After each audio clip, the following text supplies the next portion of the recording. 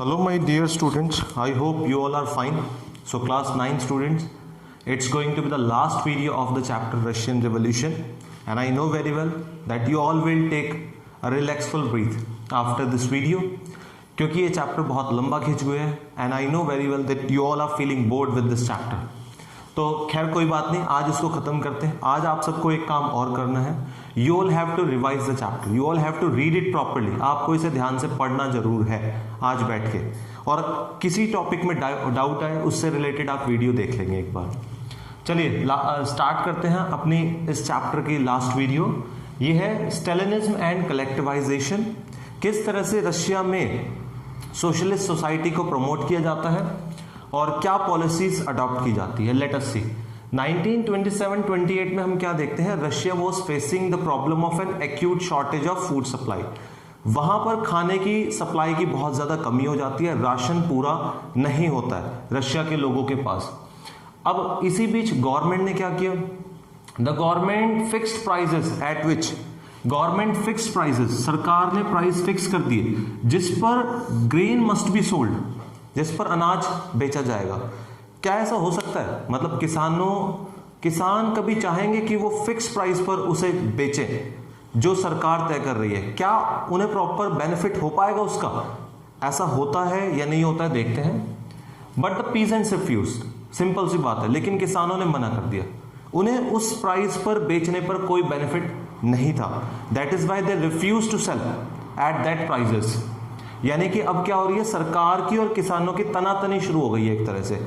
They are not agreeing with each other. Stalin thought, अच्छा Stalin कौन था? ये लेनिन के बाद आया था. He came after the death of Lenin. Stalin thought that rich peasants and traders. अब स्टेलिन के माइंड में आया जब मार्केट में ग्रेन्स की कमी है, गेहूं चावल की कमी है, तो स्टेलिन को सोचा शायद अमीर किसान ने सप्लाई को रोक दिया क्योंकि वो एक्सपेक्ट कर रहे हैं कि आगे कुछ दाम बढ़ेगा तब बेचेंगे. ठीक है, ऐसा इंडिया में बहुत होता है. जब प्याज की फसल का एंड होता है तो बहुत सारे ट्रेडर्स प्याज को रोक लेते हैं कि दाम बढ़ने दो तब उसको मार्केट में बेचेंगे धीरे धीरे करके. तो rich peasants and traders in the countryside were holding stocks in the hope of higher prices.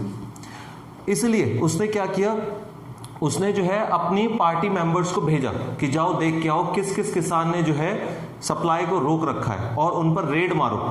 ठीक है, उन्हें अरेस्ट करो. तो इन 1928 पार्टी मेंबर्स टूड in grain producing areas and raiding kulaks, और कुलक्स के यहां रेड मारा. The name for well to do peasants, kulaks mean the name for well to do peasants. अब उनके यहां रेडिंग शुरू हो गई, लेकिन क्या कुछ हाथ लगा?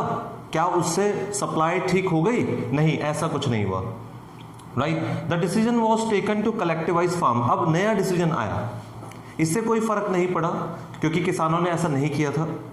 तो कोई ऐसा नहीं कि ग्रेन की एकदम बाढ़ आ गई मार्केट में, ऐसा कुछ नहीं हुआ. अभी भी एक्यूट शॉर्टेज चल रही थी मार्केट में. अब सरकार को कुछ और करना था. अब क्या डिसीजन लिया गया? The decision was taken to collectivize farms. Collectivize farms का मतलब आपको पता है, जब लेनिन था he had distributed the farms to the peasants. उसने खेतों को किसानों में बांट दिया था. उसकी पॉलिसी भी यही थी. एप्रल थीसिस आपने पढ़ी होगी.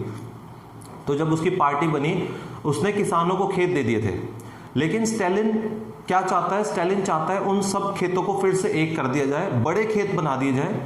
छोटे खेतों में शायद पूरी तरह से पैदावार नहीं हो पा रही है, छोटे छोटे बटे हुए हैं ना, इसलिए वो चाहता था कि सारे किसान मिलकर एक कलेक्टिवाइज फार्म पे मेहनत करें. ठीक है, और ज्यादा से ज्यादा प्रोड्यूस करें और प्रॉफिट को डिवाइड करें. The government decided to establish state controlled large farms. सरकार ने कहा कि अब पूरा खेत स्टेट के अंडर में, यानी कि सरकार के अंडर में होगा और सब किसानों को मिलकर काम करना है. यही तो पॉलिसी है कलेक्टिवाइजेशन. क्या मतलब होता है कलेक्टिवाइजेशन का? सबको इकट्ठा करना, कलेक्ट करना. From 1929 the party forced all peasants, party ने फोर्स किया सभी किसानों को to cultivate in collectivize farms, कि वो इकट्ठे फार्म्स में काम करेंगे. The peasants worked on land and profit was shared, और प्रॉफिट को डिवाइड कर लेंगे. But the peasants were not happy with this decision. They did not want to work in collectivize farm. उन्होंने अपना जो है गुस्सा दिखाया इस चीज के regarding, and even they killed their life stock. उन्होंने अपने जानवरों को मार दिया. 1/3 जानवर वो मार चुके थे 2 सालों के अंदर. 1929 1930 एक ऐसा ईयर था, बहुत ही खराब। वहां पर peasants were not happy and resisted, उन्होंने विरोध दर्ज किया। डिस्ट्रॉयड देयर लाइफ स्टॉक, इतने ज्यादा जानवर मारे गए, बहुत गलत चीज हुई है वहां पर, ठीक है। उन्होंने अपने जानवर मार दिए अपना गुस्सा दिखाने के लिए, अपना प्रतिरोध दिखाने के लिए। वो इस तरह से काम नहीं करना चाहते थे कलेक्टिवाइज फार्म में, जब वो खुद मालिक बन चुके थे और उसके बाद फिर उनसे वो खेत ले लिए जाएं और उन्हें फोर्स किया जाए कि आप कलेक्टिवाइज फार्म में काम करेंगे, तो वो ये नहीं करना चाहते थे। अब they did not want to work in collectivize farm and Stalin allowed some independent cultivation. अब स्टालिन ने सोचा कि भाई ये मानने वाले नहीं है किसान, सो उसने क्या किया, he allowed them to work independently. उन्होंने कहा कि हाँ तुम काम करो independently, I don't have any issue, but these farmers were not treated sympathetically, मतलब इनके साथ फिर बाद में अच्छा व्यवहार नहीं किया गया। क्या अभी भी एक्यूट शॉर्टेज चल रही है फूड सप्लाईज की? हाँ जी, अभी भी एक्यूट शॉर्टेज चल रही है रशिया की मार्केट में।